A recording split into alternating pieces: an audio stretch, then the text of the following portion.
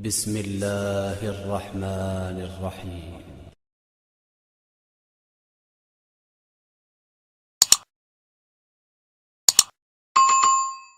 In the 18th century, slaves from West Africa migrated to Brazil in an attempt to find freedom. They were mostly Muslim and came from regions in Africa that widely practice Islam. So much so that the northern and western states of Africa had established Islamic empires. Muslim Africans were referred to as Male, meaning a teacher, to signify their wealth of knowledge. The scholars used their education, rooted in Islam, to find their way to freedom. They started by spreading Islam in the country.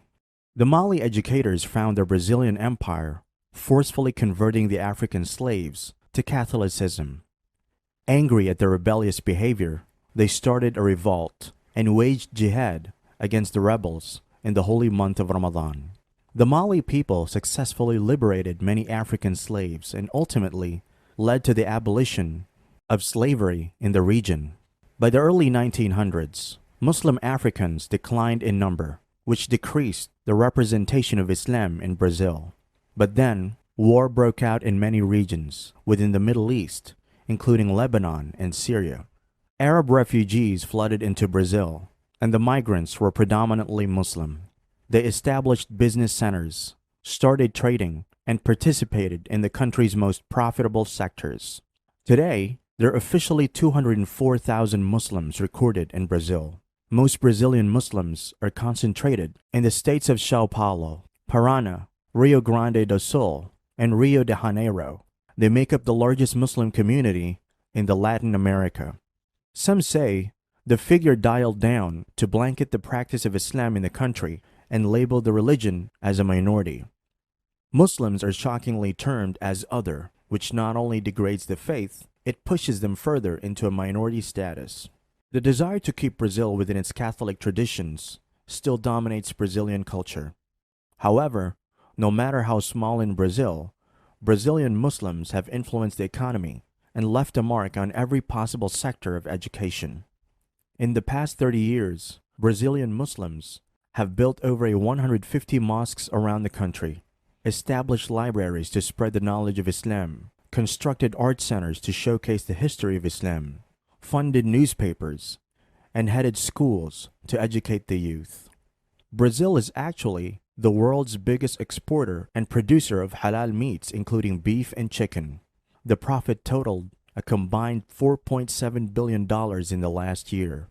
Habib's restaurant is owned by Arabs in Brazil, serves Arab food, and it's the second largest fast food chain in the country. The textile industry in Brazil is booming with the aid of Syrian and Lebanese migrants. Muhammad Murad, a Muslim lawyer, was actually designated as the official counselor of the Sao Paulo City Council. That's not all. There are just 3 Portuguese translations of Holy Quran in the world, and 2 of them were completed and authorized by Muslim translators in Sao Paulo.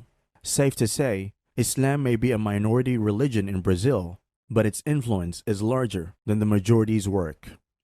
Muhammad Saifi, president of the Center of Divulgation of Islam to Latin America, stated, "When I immigrated to Brazil, I realized that Brazilian Muslims didn't know much about Islam and lacked adequate knowledge to practice it. Muslim women refrained from wearing headscarves outside." Continuing, he says, "Today, this situation has completely changed. Brazilian Muslims practice their religion more accurately. Cultural assimilation has almost halted. The number of Christians converting to Islam is growing significantly. All these developments inspire hope about the future of Muslims in Brazil."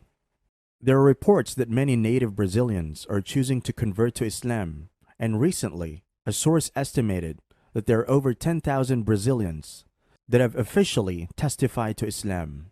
Now, more than 80% of Muslims in Brazil are white, 12% are mixed, and 4% are black. Ramadan in Brazil is a tougher time for the Muslims, as the country objects to negotiating a middle ground for the change in routines and prayer times.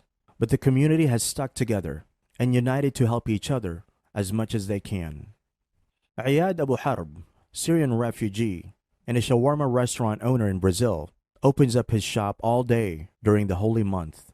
He says, everyone is human, and we remember them during this time.